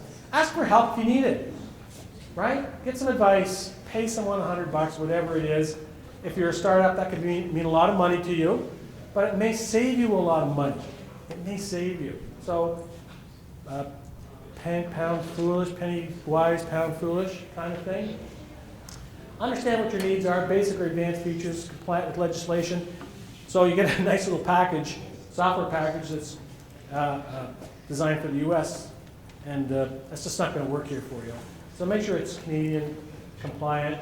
Consider desktop or cloud-based software. I don't know about you guys, I've had guys come into my house, but they have a little Apple, right? Install the Windows or buy some service. They have a little printer, and they beep, beep, beep, beep. Contract pops out, sign it. They run my credit card through, beep, beep, beep, beep, done. Into the cloud. Everything done. Their books are updated. They've received payment before they leave my house. Possible cloud-based software. Desktop probably is sufficient for most of you, but if you're satellite, going out in satellite areas all the time selling, the cloud-based might be the right solution. Because if you don't, you're filling out this contract, you're hauling it back, you're checking the card after you get there, then you have to enter the data. Just do it all in one fell swoop. It's all about efficiency, time and money. Yes? Do you think it's really important to consider where the services are, the cloud-based storage, which country? I do. It all depends. It depends. It all depends. It depends because of legal stuff and what information you have and who's going to get it. If that's a concern. Yeah, because if it's in the U.S., they have different rules, right? Ensure interfacing with your tax software, bonus, big time. Your bank account, big time. There's lots of software, and you've seen it, you can download, it'll download your stuff from your bank account right into your accounting software. Your accounting software will then do all the things it needs to do, and it will pump it into your tax return. Right? I do the tax return for our corporation, and I can tell you, Mrs. Love's got to get some software in there because it would save me like at least 2 hours of entering data. The software would do it for me. Boom, it's done. Probably instead of a 3-hour, 4-hour adventure in tax, it's going to be 45 minutes. And that tax software is pretty intuitive. So if you have a little bit of smarts, you might be able to manage, particularly if your company's fairly simple and straightforward, you may actually be able to manage yourself. And the tax companies that do the software do provide support. Tax is really important. A lot of rules around it. I'm not advising that, but if you're a very, very simple company, it might work for you. Consider whether the package allows for customized solutions. So if you're really sophisticated, you need some customization, make sure it's got the ability in it. Not all of them, some of them are prepackaged and you don't have much flexibility. And that might be enough. Habit number 5. Sorry. About the tax software, do you have any software you kind of recommend to kind of to compare? Not until they pay me. No, I don't. Not necessarily. There's some good ones out there. There's 2 or 3 of them, and I think you can. They're the most common ones. I think you pay $600 for the. I don't know what I can't remember. But if you ask, remind me and I can tell you. Habit number 5, don't hesitate to get professional help. Okay, you AAA personality people, I've sort of been alluding to this today. The 5 things that entrepreneurs should seriously consider outsourcing. When I say outsourcing, this doesn't mean you have to spend a ton of money to outsource it. Bookkeeping. And we've talked a lot about this today, and we can almost eliminate quite a bit of this bookkeeping simply by buying good software to assist us. Drag and drop that stuff, take pictures, drag and drop. So we can eliminate a lot of our bookkeeping headaches right there. And it really boils down to, again, and it's linking back to some of the things I said, what's your time worth? What's your expertise? Do you really want to be futzing with it? And if you remember my little pyramid, bookkeeping's right at the very bottom. The quality of the data that you have is important for everything that comes after. The taxes, the financial statements, the cash flow. All of those things hinge upon that base of that pyramid that we saw. Payroll. Risky business. Payroll is a risky business. Paying people, remitting the taxes, knowing the rules and regulations. Some pretty good software out there that can do it, but you can get some really inexpensive outsourcing of payroll. Just saying. You can think about it. Software that you have is also pretty good for doing it, and they update it, so you can be okay. Accounting and taxes, as you become more sophisticated, you really need to think about this. And I'm going to talk a little about some tips about how to hire an accountant or a bookkeeper. It's pretty logical stuff, but you want to get the right one. I've had an associate that I know of. She cannot get a hold of her accountant when she needs them. And that's important. They need to be able to talk. You need to be able to talk to them and get advice, and they need to be able to provide advice. This can be a lot or it can be very little. Okay? Human resources legislation support. I don't know, there's lots of stuff going on in legislations these days. AOTA, for people with disabilities, there's lots of rules. We have pension changes coming up, all sorts of things. Depending on where your company is, you might just want to say, well, maybe I'll just invest $500 and get some good advice to make sure that we're compliant with all the rules and regulations and we're not doing anything unusual. Or you may want someone, for example, you're going to fire one of your employees, and an HR professional might be able to provide you some advice on what you're facing in terms of termination, because you could get sued for wrongful dismissal. There's nothing wrong with that. I mean, that's what they do. But how much you're going to pay that person, perhaps, rather than calling a lawyer, maybe cheaper just to someone who knows that. All those types of things. Well, as I said, one of my clients is an HR professional. So she provides all sorts of support. Maybe something you consider. It all depends. There's lots of litigation going on with employees these days. We have a lot of responsibilities. You have a lot of responsibilities as an employer to your employees. Graphic design and web development, unless you know a lot about it, I'm not big on that, but I know that it's important. Writing and social media, including flags. So these two things, more recently I've been involved with, not from a third-party position, for a company, and they got some really good help with their web design and their social media. And wow, sales went up 7%. Okay? So people that know about that stuff, I'm way too old, but there's stuff that you can do. And in fact, like accounting, I'm not saying I'm too old, but this is where my expertise is in that. Unless you have expertise in this, you might want to consider getting these folks involved. Your website is going to be is often your sales place, right? It's where you're selling all your stuff, a lot of stuff. Who doesn't go on the web to find out everything today? If you're interested, that's where you go, right? Right to the website. And web research. Remember my little stool there about the strategy? One of the elements of that strategy is understanding the external environment and your competitors. You would be surprised at what information you can get off the web. Not only off the web. This Ryerson University Library, they had once, I haven't been on it in a while, but they actually had information on private companies. So I had my students doing interviewing entrepreneurs, and if they couldn't get the sales for the company, I would direct them to this database at the library.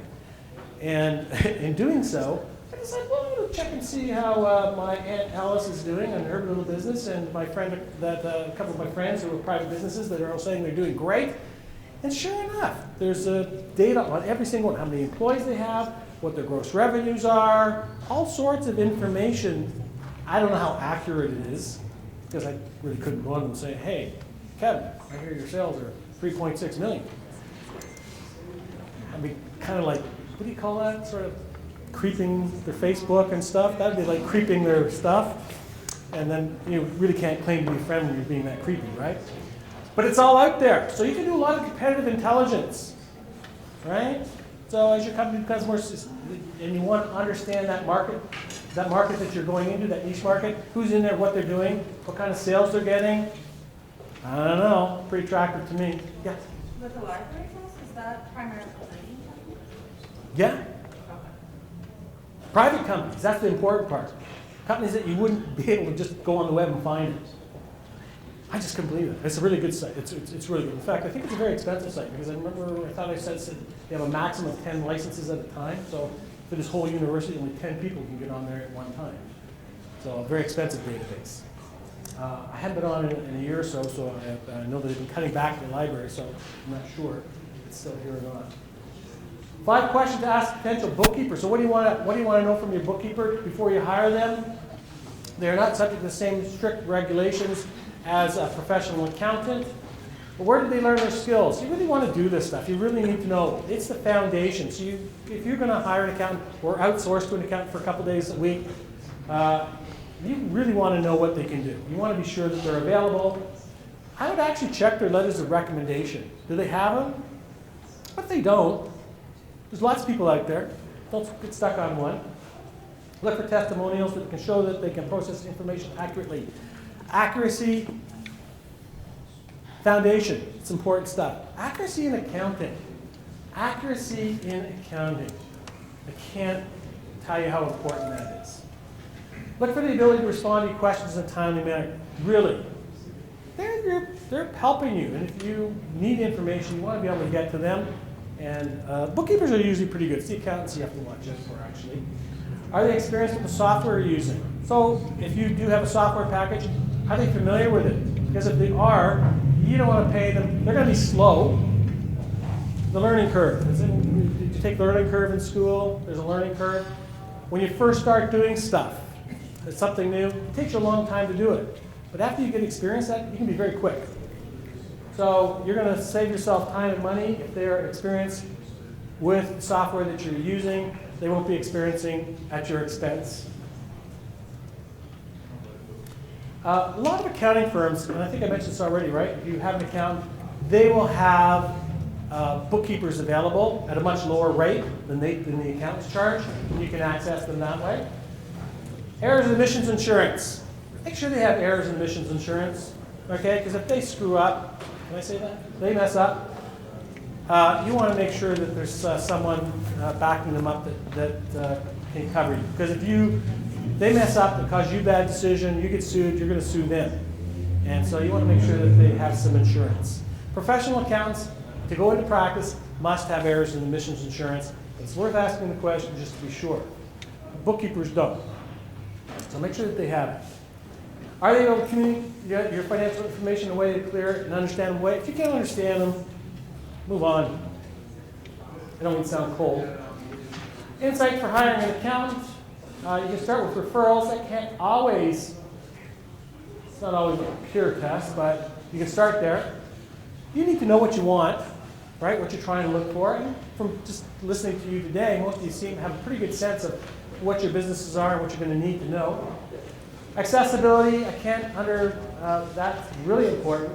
You need to be able to talk to them, because these are the people that, maybe I'm biased because I'm an accountant, but I know from my own experience that I am really able to help companies and the organizations that I work with. They don't listen always. There's always someone smarter than you, boss. Point is, they can really provide good analysis and information about your company that can help you be competitive. Tell you where you're weak, tell you what you need to do. Not only that, if you're hiring someone that works, so if you're a not-for-profit, for example, get accountants that work in the not-for-profit sector. If you're in the software sector, get accountants that work with software people. They know the industry, they know the taxes, they know how to help you get your books together. They're listening to what's happening in the environment. They'll be able to give you new advice when changes come, tax laws change, that kind of thing.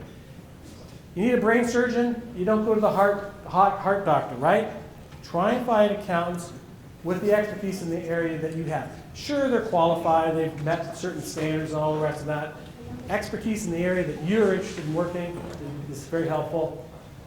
References, get them. Talk about technology. We talked about this risk tolerance, right? My friend here, his accountant, high degree of risk tolerance. But you got to make sure that it aligns with your risk tolerance as well, because you may not be a risky. Most of you probably don't have a lot of investments, but if you go to an investment advisor, the first thing they're going to ask you, what's your tolerance for risk?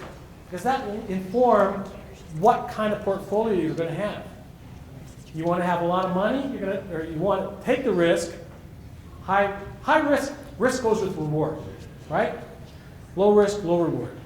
So when we're talking about judgment, using judgment, gauge their risk tolerance. And in many respects, the risk is yours, but they need to be professional, because I'm actually on the appeals committee for the Chartered Professional Accountants Association, and I see all the things that accountants do wrong and are appealing. You have recourse with the Professional Association of Professional Accountants. So if they mess you up, you can always approach them and say, I don't think my accountant's done the right thing. And they'll advise you. And if that accountant hasn't done the right thing, you can cause them a world of hurt. They can lose their license. It's a licensed profession. If I do something wrong, unethical, or I make bad decisions or don't do the right things for my clients, I could lose my license. So that's one of the benefits of working with a professional accountant. Just the other day, someone asked me for advice, and they had a professional accountant. It was a management accountant, but it was the International Management Accounting Association. So there was not a lot of recourse here in Canada because it's not recognized in Canada. CIMA. It's big outside of North America. It's fairly large, but in Canada it has no weight. So I was unsure whether they would be able to have very much recourse using that particular account. She was changing accounts. And the worst part was, he wrote this letter.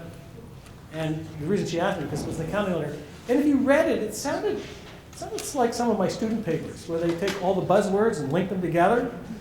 And it really sounds like they're saying something. You think, well, maybe I'm going to give them marks. And then you read it and go like, they're not saying anything. And so this is basically what this guy did. He used it to intimidate her. So the letter he wrote was intimidating. She really knows nothing about accounting, and that's why she turned to me. And I said, this is really a shame. This is not the guy you want to be working with, okay? Just use big words, make it sound intelligent, and then you go, oh, okay, maybe it's okay. No. If you don't understand it, and he can't make you understand it, move on. It's like finding a partner, right? If they don't understand you, just move on. Will they update you with the info that they come across, the benefits? So, that's what I said about finding someone in the industry that you're in. What are we doing for time? What time is it? Anyone know? 5 to 8. 5 to 8? You guys getting tired? Saying the pizza over there, We don't have very much to do. Well, I'll try and get through this. So that was enough of the habits. Let's focus on some of the mistakes that entrepreneurs make with respect to bookkeeping, some of the things that you should watch out for. So I have 6 things that the savvy entrepreneur should never do. And this is going to go a little bit quicker because some of these things are linked to the habits, the good habits. These are the reverse of those habits, and I won't spend a lot of time talking about it. Never try to manage everything on your own. And you can be the best judge of that. And that's why I haven't given you a definitive answer on how to do that. You really have to ask yourself. Keep that in mind. Always test yourself. Am I getting good value for my money with myself? Or would I be better to go outside? What's my time worth? Would I be better at prospecting clients, writing code? Whatever your particular skill is that you're bringing to the table, honor that. It's worth something. And that's what's going to make you successful. If you're in behind doing the books, nothing's happening with your business, right? This is all about money. Sir? In the beginning of the talk, you mentioned about how bookkeeping and strategy are very linked to each other. At which point do I hand over the bookkeeping to someone else without losing that strategic kind of edge that I would have if I do my bookkeeping myself? Well, what I was hoping that you would take away from here is that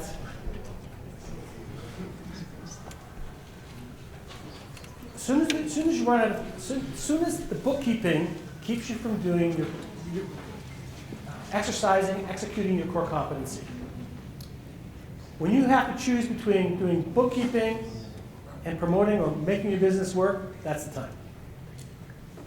Right? You'll know when it's time. You should never be spending time doing bookkeeping when you should be doing something that is related to your business. And and if you really like doing bookkeeping, maybe you shouldn't be doing entrepreneurial work, right? Maybe you need to be a bookkeeper. I don't mean that facetiously. I'm just saying you really need to think about where your core competencies are, and you want to execute those. You don't want to be doing that stuff. I mean, we go to work sometimes, or at least I go to work. I tend to gravitate to the work that I like to do and sort of push the stuff I don't like to do off. But sometimes when you're an entrepreneur, there's things that you just have to do that you don't like to do. But that's how you're going to build your business. It may feel rewarding because at the end of the day, I checked the boxes and got everything in the right spot. It feels good. I got something accomplished. But it hasn't moved you any closer to being wealthy. Let's not kid ourselves. There's two things that we're trying to do here, right? I think. We're not, anybody a not-for-profit organization? We all want to make money. Show me the money. That's what you're being on. First of all, entrepreneurs often follow their passion, and that's really important, and you should. It's nice to get rich while you're doing it, right? It's all about, to me it's all about making money, and maybe it isn't. A lot of entrepreneurs build their business just until they have a place in Muskoka, they have a nice big boat, nice fancy car to drive around in, the kids are in private school. They don't want to get any bigger than that, and they just, because they want to have a personal life too. Others, the sky's the limit. Just go for it. Leisure King's worked his tush off for 30 years. But he's got a good lifestyle now, man. Really does. So I'm thinking the money's the good side for me. The example I might use for you, sir, you may be, the example is, you may be a great typist, for example. This is the example I'm giving here. And no matter where you go, you're going to be the best typist. So when you type, you're getting $30 an hour because you're twice as fast as everybody else. Everybody else who types gets $15 an hour. But you are also, because of your dexterity, a great surgeon. And you can make $300 an hour being a surgeon. How much typing do you do? None. None. Do what you do best. Do what you do, not what you do best, what you do better than anybody else. And it has the biggest return. It's really simple. But you got to keep that in the forefront of your head. Focus on the things that have the highest return and leave the rest to others. Let them do it. Bookkeeping, I've been an accountant for a long time. It is not exciting. That's why I'm here. This is more fun, sort of. Don't be that person. Don't micromanage. I've seen a couple of successful leaders, and I just say this because I believe it's true, and it's taken me a long time to figure it out. I've gone through lots of bosses, and I had one boss in particular, and I said, I finally figured out what makes you so successful. Everywhere this boss went, amazing growth and success in the businesses that she ran. And I figured it out. She did not overmanage people, ever. She hired professionals, she asked them to do the job, and let them get at it. I remember sitting in her office, she said, all the resident experts were there, the finance guy, the marketing person, this and this and this.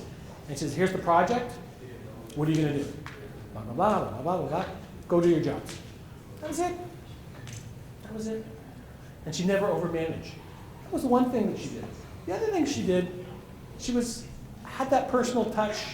So she had that relationship with the customers and people outside. I'm going to say customers because customers is a big issue for her, maybe the number one thing. But the bigger environment, her bosses and the people around, being able to promote and communicate very, very well. Mind you, she was willing to invest resources into communication, and we talked here about outsourcing your communication. She outsourced and spent quite heavily on making sure that she had people who could write the stuff for her that made sense. Third thing was her ability to, skipped out of my head. I talked about her leadership, allowing people to do the jobs, her communication skills, and oh man, the Alzheimer's is clicking in.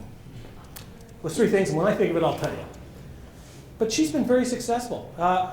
In a period where other companies were in decline or level, compound annual growth rate, CAGR, 15% over the last 5, 6, 7 years. That is like absolutely impossible. Absolutely impossible. So she was doing something right. All right, so don't micromanage. Make sure you get the right people, and there are some skills that you can get there. Never go for the cheapest service. Cheapest service. You only get what you pay for. Hiring the least expensive bookkeeper or accountant might seem like a good idea, but what if they make frequent mistakes with your tax remittances and your payroll? That's a world of hurt right there, waiting to happen. You don't want tax auditors coming in and causing you all sorts of problems. Best practice, focus on quality services. Use those tips that I gave you to try and ferret out whether these people are good, and use your common sense. You guys are probably already smart or you wouldn't be in this room. And that will save you money in the long run, because you may pay $5 an hour, maybe it's $20 a week or $100 a week more in the beginning. But one problem, it's cost you thousands of dollars in lost time and productivity, and you want to avoid that. So look for quality. And the highest price doesn't always mean the best thing. Never fail to understand the difference between cash flow and profit. They're different. Remember, cash flow is the king. We've talked about it, but it's worth repeating here. Here's the one that we've mentioned already, and it's really important. Never mix business with personal finances. It's against the principles of accounting. The government doesn't like it, and it's more difficult for your accountant and your bookkeeper to manage. So try and keep it as best you can separate. Get a separate bank account for your business and use it. It's really easy. Banks don't charge very much for that. Business accounts have a little bit of a fee with them. Have and use a separate card for business expenses. Keep a mileage log of your business travel. We've already talked about that, but that's really important. Those logs, keeping those receipts properly, big time. Keep all your business records together for a particular tax year in one place, and you want to keep them for 6 years. Okay? Never fail to reconcile the books to the bank statement. What is all that about? So let me just talk about that. So, as much as I began giving some tax tips, this is a little bit of a fraud tip. The fraud triangle looks like this: opportunity, rationalization, and pressure. So, could be your partners, could be people you have working for you, could even be your external, the people that are working outside. The bank statement needs to be reconciled with the books of the company, and the outstanding items on there, you need to know what they are. Don't accept, they say, well, this is a reconciling item, it's okay, don't worry about it. Make sure you understand what it is and it's legitimate. I worked, when I was an auditor, this woman came to work every day in a Cadillac, big fur coat, seemed to have diamonds all the time. And what she had been doing, she'd been doing the reconciliation okay, and her saving supervisor trusted her. They were friends. But she was ripping the organization off. And she just made stuff up. So you need to actually look at it. How does that work? The fraud triangle says the individual that commits a fraud is under some financial pressure, right? For whatever reason. They rationalize it. You insulted them. You deserve it. You're driving in a nice car. I should have that too. Never mind that you've risked you've gone without a job, you've risked your capital, you worked your tush off. They don't see it that way. And then they realize that you're not paying attention. Opportunity. And that's where opportunity knocks. So generally speaking, you may not be able to catch everybody, but if they think you're looking, the chances go way, way down that they're going to try and do something. They did tests on people with those dark windows. You know how they black out the windows in the car, you can't see in there? People with those blackout windows take more risks driving because you can't see in there than people with clear windows. They tested it out. Same thing here. If they think that you can't see them, there's nothing happening, that's opportunity for them, and they may be driven to commit fraud. And that can put you in trouble, bankrupt, right? Don't let it happen. Just think about it. There are internal controls that you can put within your organization, and most of it isn't tough stuff. It's really just influencing and making them, even if they think you're looking. Well, in the organizations that I work with, that's essentially it. when I'm walking around talking to employees, yeah, we audit that, we look at this, we're checking that, we're doing it. I may not be, but I'm setting the culture to believe that I am. It reduces the risk for us that they will do something because they think I might catch them. People don't think, they'll fit in that fraud triangle.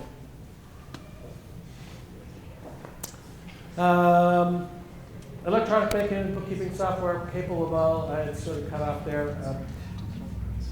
The software that we have today is capable of doing many things for you to use it.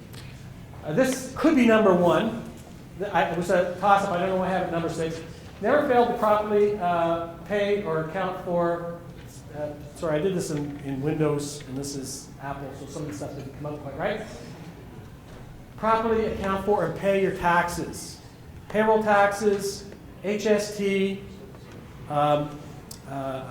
income taxes. Do not mess with CRA. Just don't mess with them. Failure to remit, remittances under remitting, whether it's income tax, payroll, HST, tax collection. If they suspect that you're cheating on purpose, they'll throw you in jail. They can throw you in jail, right? It's not trivial. I mean, I could have put that in number 1. In fact, a company that I'm very, very aware of, they poorly accounted for their taxes. They had a great lifestyle. One of the employees who worked there was a friend of mine. He said, oh, they're going here, they're going there, they're taking 17 people down to Florida, they're flying them down, and they're partying, and they're buying this, they get this big, beautiful home. Something happened with the taxes, and they spent it. And when the auditors came in, not only did they go bankrupt, they closed it down, the principals almost went to jail. So, it's number 6, don't mess with CRA. And Ontario government, those people have too much money, too much time, it's just not worth the effort. So just pay the taxes, do it right. Listen, as business owners, if you're savvy, there's lots of opportunities to take advantage of the taxes and not pay taxes. I mean, whatever you write down on those receipts, I'm sure it's legitimate. It was a business meeting, wasn't it? 2 topics left, and we're going to go these really, really fast. These are just the metrics. We talked about having a dashboard. We'll talk about the metrics that you really want to have here. Financial metrics you want to track to avoid financial cash flow. Any surprise there? None at all. Gross margin, we didn't talk about that. Cost of goods sold, cost of services sold. It's the cost of providing the services. It's a pretty important metric for your management accounting people and for assessing how well you're doing against other businesses. Depending on the type of business that you're in, it can be pretty important. We can't talk a lot about that, but that's something you want to keep in track of. Of course, your profit and loss statement is important. Tracking your sales. I mean, that's a real simple metric. People in like big store, they get sales every day. Every day they get an update on sales. So they want to track price point. What is price point? This is really interesting. I'm going to just pause on this one for a second because are you selling? There's 2 ways you can come up with a price. One, market sets the price, right? Apple iPhones or most things are within the same range of prices. That's what people are willing to pay. If you charge more, no one will buy from you. They're going to buy from someone else. The other thing is if you're providing a service, what are you going to charge? Now you might want to say, well, we'll just charge this amount. It seems attractive. Be very careful. We do lots of projects at the university. This one, the other one, all the ones that I worked at. And I can't tell you how many times operations people and sales people come, oh, we put all the budget together for you, John. Don't worry about it. Well, if I was to adopt those budgets and those pricing models, it'd be horrible. That's why it would be horrible. It'd be an unhappy ending. So the price point is ensuring that you charge the right for your services. Because what's the point of selling it? You don't make any money. And it's easy to make that mistake. So you've got to make sure you cover all of your costs. And your accountants can help you with that. And you may be just a little bit savvy. Some of it's pretty intuitive. Just make sure you're not underpricing what you do. You're probably providing some point of value. you're selling software, it's almost free, right? What's the cost of software? Once you write the program, it's almost free. So a little bit easier. That's why you can sell apps for $1.99, right? You write it once. There's no cost of making them after they're done, and then you got volume. Total inventory ratios. Great story. The Leisure King actually told me this story about this company he went into. Leisure King, he was very flexible. He was one of the guys that he would see an opportunity everywhere. Can you do that? Of course, I can do like after you. He was big on inventory sales. So he went into this company and he says, well, we'll analyze your inventory for you. And what he found was, and he ended up saving them $500,000 in inventory because they were keeping too much on hand. They weren't managing it. They weren't looking at the ratios. They weren't looking at the inventory turnover ratio. Same thing that made Walmart wealthy because they were so good at doing it. People that come out may not be aware that inventory management, if you have an inventory heavy company, this is really important. So if you don't have inventory, it's not such a big deal. But if an inventory, you really have to keep an eye on it. Most times you have to buy that inventory. And that's part of our cash flow dilemma, right? If you don't sell it, you can buy it today. If you don't sell it within 30 days, you have to pay for it. Best case scenario, you buy it today, it's sold within 15 days, and you don't have to pay for it for 30. So you have 15 days with the money. Not always happening though. Accounts receivable ratios, you want to monitor them. Liquidity, of course. Liquidity is tied into cash flow, and we can always look at like your current assets minus your current liabilities. Do I have enough current assets on hand to cover my current liabilities? And finally, you'd be happy to say, how badly tracked finances can cause your business a world of hurt. Cash crisis, of course, if cash flow is not monitored. The older the receivable, the harder it is to collect. Ensure taxes are paid accurately and on time to avoid a world of hurt with tax agencies. Nothing new there. Accuracy counts with risks and proper income tax filings, province CRA. Make sure your foundation of your information going in is solid. Mistakes can come back and haunt you. Monitor your accounts payables or poor relationships with suppliers. We're going to really talk about it a lot with accounts payables, but I thought it worthwhile to say, treat everybody fairly. I think ultimately ethical business practices are going to keep you in business for the long run. Don't take advantage.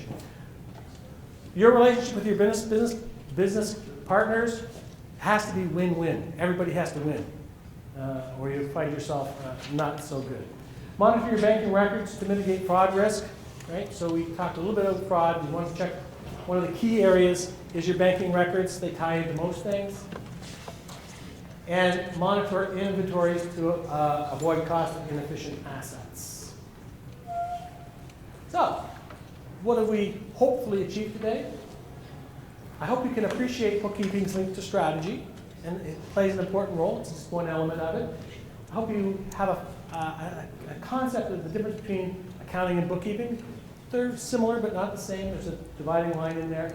When to hire a bookkeeper or accountant, don't be afraid to outsource even small amounts. You're not committing a $60,000 a year salary. You're talking about a couple $100 a month maybe.